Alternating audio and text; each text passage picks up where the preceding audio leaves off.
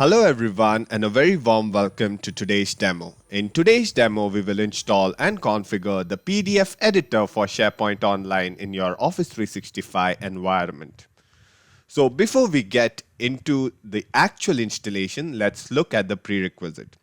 The first prerequisite would be to have appropriate privileges, that is global admin privileges on your Office 365 environment. The next prerequisite would be to have an app catalog configured in your Office 365 or your SharePoint Admin Center. So how we can check that? You can navigate to your SharePoint Admin Center, click on More Features and then click on Apps. If you have an app catalog configured, you will see it here. Okay, so in my case, I have an app catalog configured.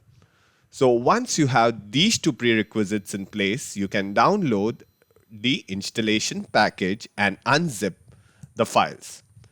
Understand this. Another prerequisite would be to have administrator privileges on your local computer.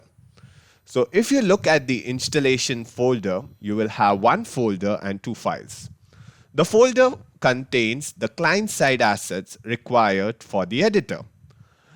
This particular file is an executable file, that is the PS PDF Kit editor for SharePoint Online web part. This will do all the heavy lifting and this will install the SPPKG file in your SharePoint Online environment.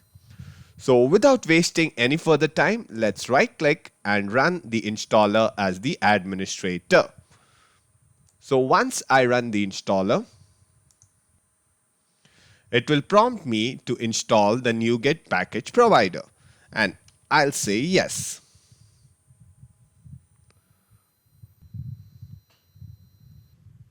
Next, it will ask me to install an untrusted repository. Don't worry, my friends. I'll click on Y and explain you what it is installing. If you see, it is installing the PNP PowerShell. So here we have the options provided by the installer. 1. Fresh installation. 2. Create a web part page in a site. 3. Make the web part page accessible from other site and site collections. Stop the web part page from being accessible from the other sites and site collections. How to update and install the license key. That's step number 5, or you can say option 5. Then you have option 6, that is remove the web part page from the site. Then you have option 7, which tells you remove the web part or the PS PDF Kit editor from the app catalog. I think for this demo, it's a fresh installation. So let's click on option number 1 and hit enter. The first question that it will ask you is whether you want to have your app deployed at a tenant level or you want to deploy the app at a site level. For this particular demo, I'll be using the tenant level deployment because it will deploy the app and the web part to all the site collections in your SharePoint environment. So I'll select one.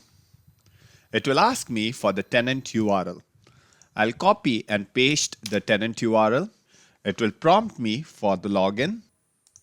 I will put in the username and the password and click on sign in. So here, my friends, it's uploading the app to the tenant app catalog. And if you look at the screen behind me, and if I just go to refresh, that's my tenant app catalog. You should see the PS PDF Kit editor app installed or the SPPKG package installed. Do you want to deploy to all site collections in your tenant? The answer is yes.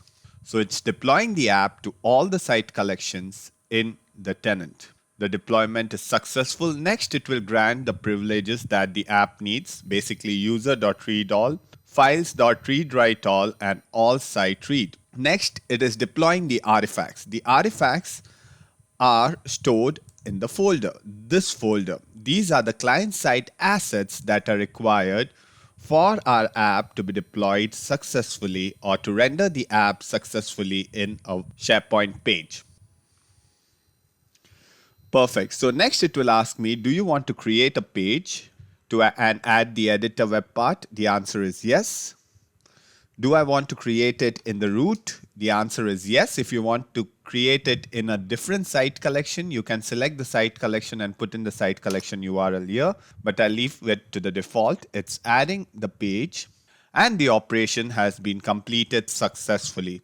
So here, my friends, it will ask you if you want to open the PDFs from all site collections in the page. The answer is simply yes. Do you want to confirm? It will ask for a confirmation as well.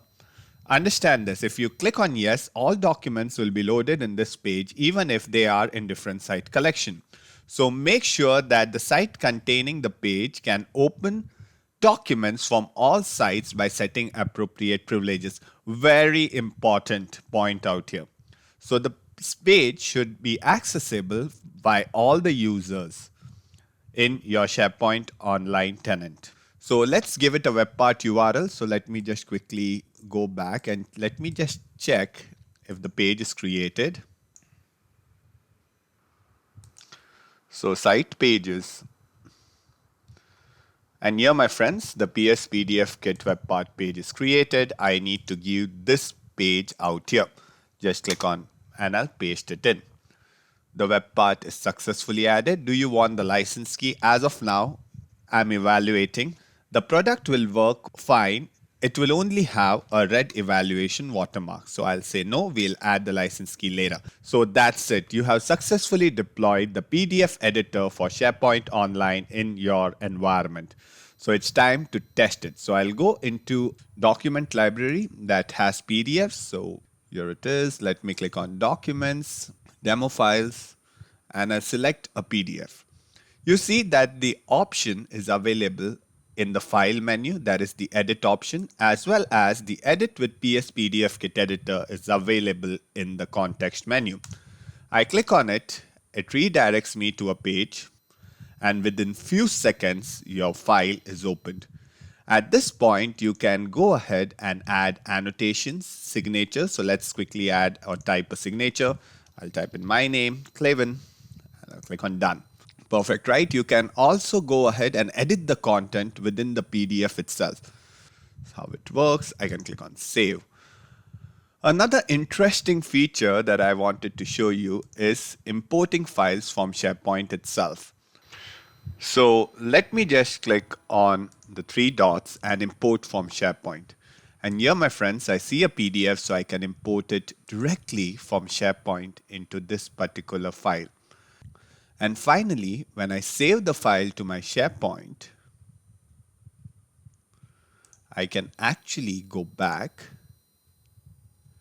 and see my document. So when I select the document and I click on the button, that is the Edit with PS PDF Kit button, you'll see that the document is appended, the signature is added, and the content is updated.